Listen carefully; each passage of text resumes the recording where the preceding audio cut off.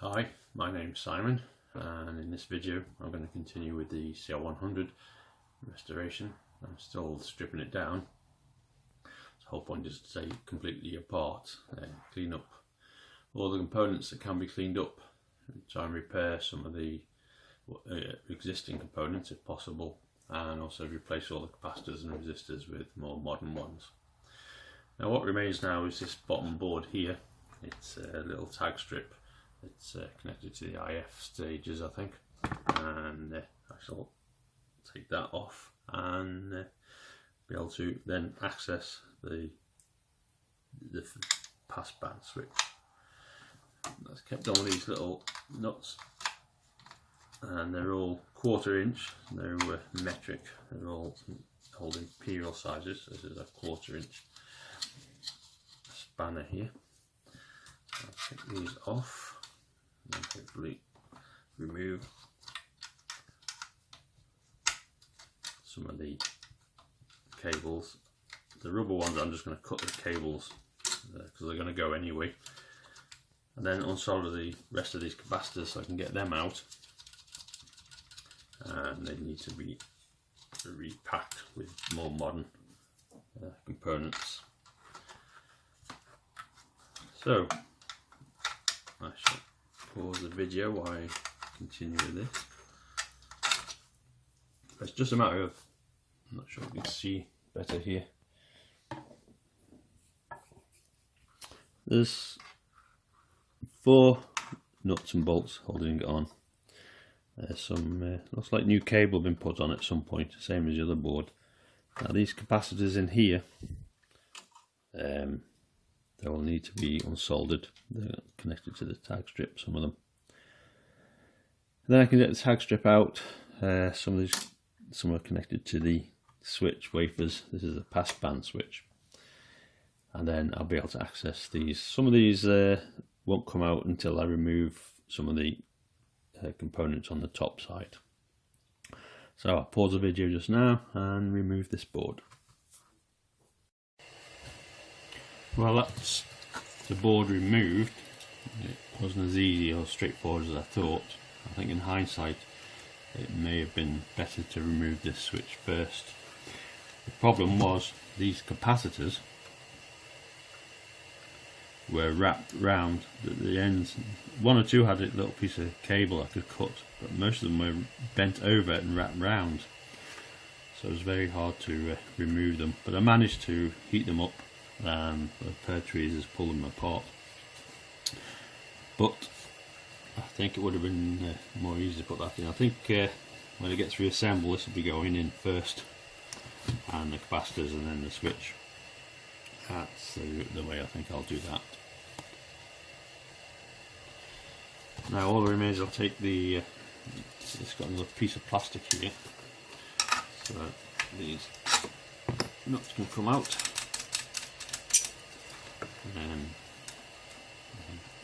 the bolts go around.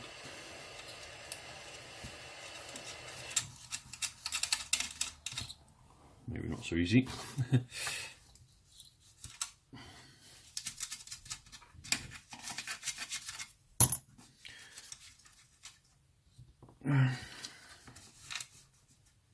Finger on the one.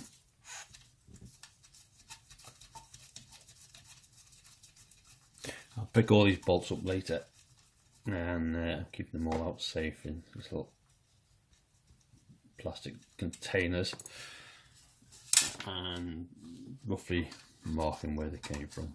But I think it's quite self-explanatory when you come to put it back together.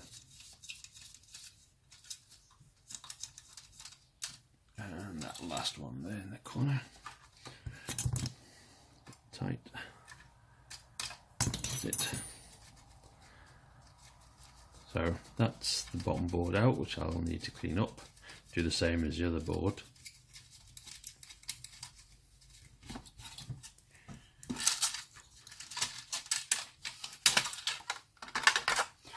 A lot of dust in there and a few dead spiders and things. Right. So that needs to be cleaned up later. All the components removed and new resistors put on it. Right, now I should be able to get access. I think I'll take the switch off next and I'll have a look at taking that out. I have to remove the knob, of course, and see how easy that is. This little jack socket here, you can see, maybe I'll move it closer in. This is an addition as well. I think this is the IF output. There was an IF output on the back. There are 2 jack plugs went inside on the front panel, but this is the back, and I think that was for an IF output. So, right, this is the socket. I think is the IF output. They're quite tight. They're not coming up quite easily.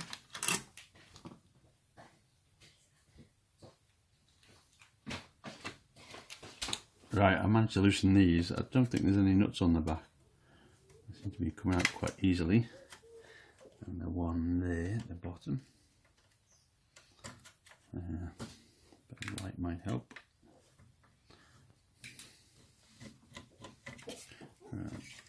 That's 3 there. Now on this side, there's a nut. Small adjustable, should get that.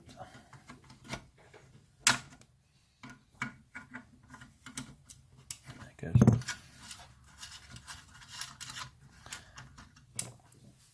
Right, let's get the switch out now.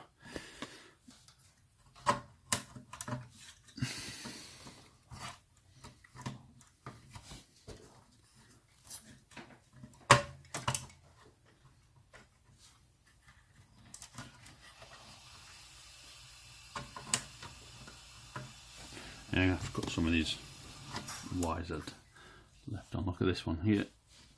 It's completely gone. That one from the IF transformer. This is the passband switch, by the way.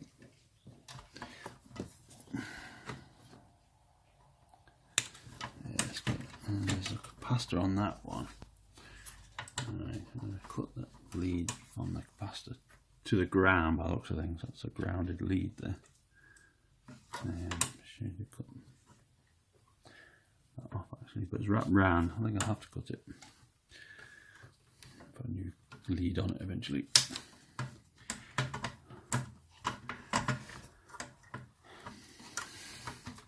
By the way, I take good photos of these before I do anything. So prior to doing this little strip down of this part, I took many photos in macro, and it must speak 1,000 words of photograph.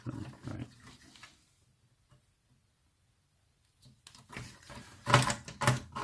Well, just pause that.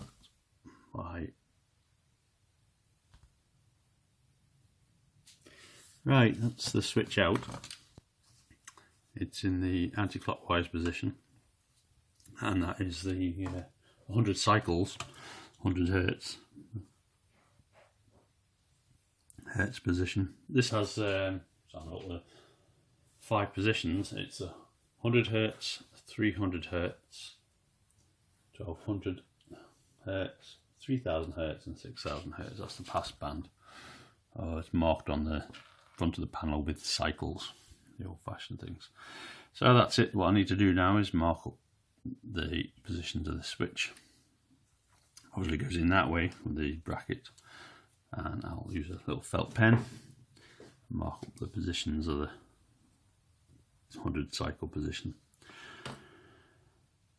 Right, now having a quick look, these are the cables that came from the IF transformers into that passband switch. Look how they've all perished. They needed to come off. I know I just cut them off there, but there's no way of replacing them.